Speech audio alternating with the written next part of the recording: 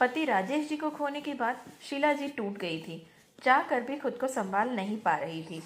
जिस इंसान के साथ पूरा जीवन बिताया हो, यूं अचानक उसके चले जाने के बाद शीला जी का आंसू बहाना और उन्हें याद करना जायज भी था।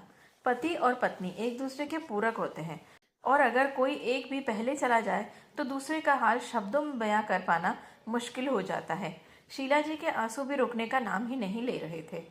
अभी कल ही की तो बात है। सुबह बिल्कुल ठीक ठाक थे। अपने रोजमर्रा के काम भी उन्होंने पूरे किए थे। दोपहर को खाने के बाद आराम करने चले गए। जब शाम तक चाय के लिए उन्होंने आवाज नहीं लगाई तो शीला जी ने कमरे में जाकर देखा। तब पता चला कि उनकी तबीयत खराब हो गई है। शीला जी ने फटाफट ऑटो बुलवाया और पति राजेश जी को लेकर अस्पताल पहुंच गई। डॉक्टरों ने तुरंत इलाज चालू कर दिया। शीला जी नहीं जानती थी कि जिसे वह हल्का फुल्का बुखार समझकर दवाई दिलवाने राजेश जी को अस्पताल ले आई हैं, वह केवल एक ही रात में उनके लिए जानलेवा साबित हो जाएगा। पूरी रात शीला जी राजेश जी के पैरों के पास सर रखकर बैठी रही। सुबह तक उन्हें फायदा भी हो गया था, लेकिन फिर अचानक उनकी सांसें उखड़ने लगी। जब तक शीला जी डॉक्टर को बुलाती और डॉक्टर ने संभाल पाते, इससे पहले ही राजेश जी ने दम तोड़ दिया। अपनी आंखों के सामने अपने पति को यूं दूर जाता हुआ देखकर शीला जी अपनी सुध बुध खो बैठी। राजेश जी के भाई का परिवार उनके पास ही रहता था। उनका बड़ा बेटा सोमेश उस समय अस्पताल में ही था, इसीलिए उसने सब कुछ संभाल लिया।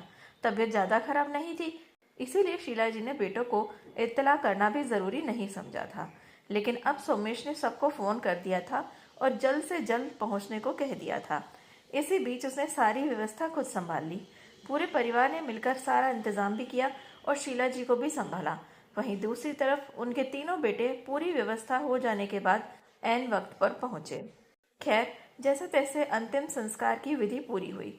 परिवार पूरे तरीके से गमगीन था। शीला जी तो खुद को संभाल ही नहीं पा रही थी। कहीं उनकी तबीयत ज्यादा खराब ना हो जाए, इसीलिए उन्हें उनके कमरे में बैठा दिया गया।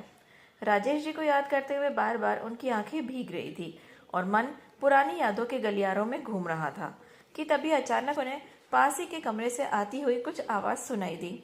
हालांकि वह इस हालत में नहीं थी कि किसी की बातों पर ध्यान देती, लेकिन फिर भी जो आधे अधूरे शब्द उनके कानों में पड़े, उन्होंने शीला जी को मजबूर कर दिया कि वह कान लगाकर पूरी बात सुने। ना चाहते हुए भी शीला जी ने पास वाले कमरे में चल रही बातचीत को सुनना जारी रखा और जो शब्द उनके कानों में पड़े, उन्हें सुनने के बाद उनका सीना छलनी हो गया। लेकिन फिर भी उन्होंने खुद को संभाल लिया, क्योंकि बहुओं के बीच चल रही ये बातचीत से भी बड़ा दुख इस समय उनके लिए राजीव जी को खोना था। हालांकि इस दुख से उभरना बहुत मुश्किल था, लेकिन फिर भी वह कोशिश कर रही थी। रात के खाने से थोड़ी देर पहले शीला जी के बड़े बेटे अनिरुद्ध ने अपनी माँ के कमरे में प्रवेश किया।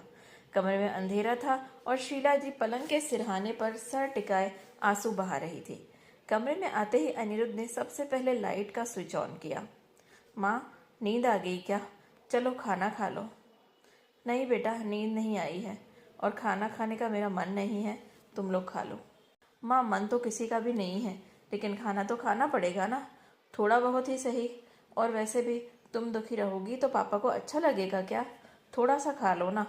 इतना कहकर अनिरुद्ध ने पत्नी दिव्या को आवाज लगाई और माँ के लिए खाना लाने को कहा। थोड़ी देर बाद दिव्या खाना लेकर आ गई।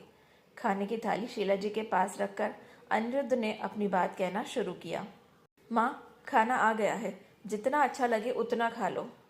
और हाँ, मैं ये कह रहा था कि तुम तो जानती हो मैं अचानक से आ गया हूँ, तो ऑफिस का सारा काम फैला पड़ा है। इसीलिए मैं सोच रहा था कि क्यों ना तीये की बैठक को ही अंतिम बैठक कर दिया जाए और सारे कर्मकांड निपटा दिए जाए। मेरे पास 12 दिन तक रुकने का समय नहीं है और यही हाल शिवम और कल्पेश का भी है।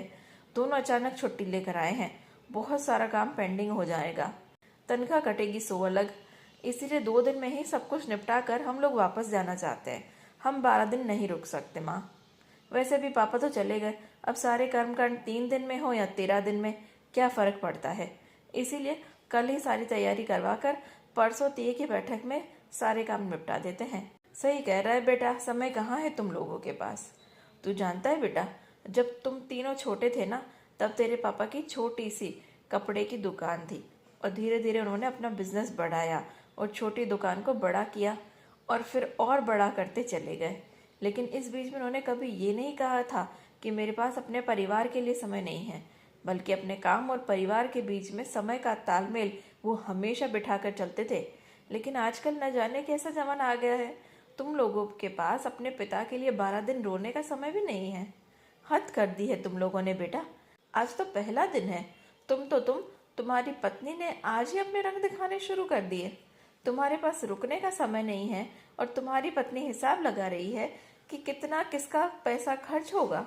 अरे पैसे का हिसाब तो बाद में भी लगा सकते हैं ना, लेकिन उससे भी ज़्यादा ज़रूरी इन बहुओं के लिए ये है कि जब समाज के सारे लोग बैठक में आएंगे तो इनको क्या पहनना है, आईब्रो बने हुए हैं या नहीं, आसपास में कोई पार्लर है या नहीं। वाह बेटा वाह, मेरी मांग उजड़ गई, मेरा सहारा चला गया। और बहू को ऐसे समय में भी अपने श्रृंगार की चिंता है। बड़ी बहू को चिंता हो रही है कि उसके पास तो सफ़ेद सूट है ही नहीं। कल ही किसी बढ़िया से बुटीक में जाकर नया डिज़ाइनर सूट ले आएगी, एक बार यहाँ पहनकर फिर शादियों में पहन लेगी। वाह बेटा। और छोटी, उसके तो आईब्रो बड़े हुए हैं, वैक्स भी करवाना ज़रूरी है। आखिर इतने सारे लोग जो आने वाले हैं। हद कर दी है तुम लोगों ने बेटा। खैर छोड़ो, जब अपने ही सिक्के खोटे हो तो बहुओं का क्या कहना। जब तुम्हारे पास अपने पिता के लिए 12 दिन भी नहीं है तो फिर इन बहुओं से मैं उम्मीद क्या ही कर सकती हूँ। कोई बात नहीं बेटा, तुम तीये की बैठक के बाद जा सकते हो। और वैसे भी अब तक तो तुम बाहर ही रह रहे थे ना, कौन सा तुमने हमारे साथ रहकर सेवा की है। जब भी ज़रूरत होती थी ना तो ये सोमेश खड़ा रहता था, और अंत समय में भी तुम्हारे पापा के पास केवल मैं और सोमेश ही थे। अस्पताल में मैं लेकर गई थी, लेकिन आधे घंटे के अंदर मेरे पीछे पीछे अस्पताल सोमेश आया था।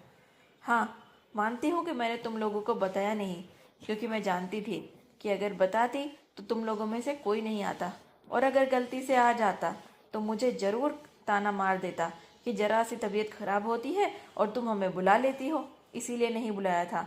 लेकिन सोमेश हर छोटे बड़े काम के लिए हमेशा उपलब्ध रहता है। अपने माता पिता का ही नहीं, हम दोनों का भी ख्याल रखता है। तो फिर ठीक है ना, 12 दिन के जो कर्मकांड होगा वो भी सोमेश और उसकी पत्नी निपटा देंगे। तुम आ जा दो बेटा। परसों तीये की बैठक के बाद नहीं, तुम कल ही जा सकते हो। और हाँ, मेरी मौत पर भी आने की ज़रूरत नहीं है, तब भी सारे कर्मकांड सोमेश कर देगा। ज़रूरत नहीं है बेटा तुम्हारी। तुम अपना काम, अपनी नौकरी, अपना परिवार सब कुछ अच्छे से संभाल लेना। जाओ, चले जाओ यहाँ से। दोस्तों, आधुनिकता और असंवेदनशीलता के इस युग में हमारे पास अब इतना भी समय नहीं बचा है कि 12 दिन भी किसी अपने जाने के बाद शोक मना सके।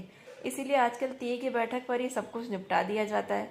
ये कैसी भागम भाग है, ये कैसी अंधी दौड़ है, जहाँ अपनों के साथ रहने का तो हमारे पास समय है ही नहीं, लेकिन उनके चले जाने के बाद शोक मनाने का भी समय नहीं है।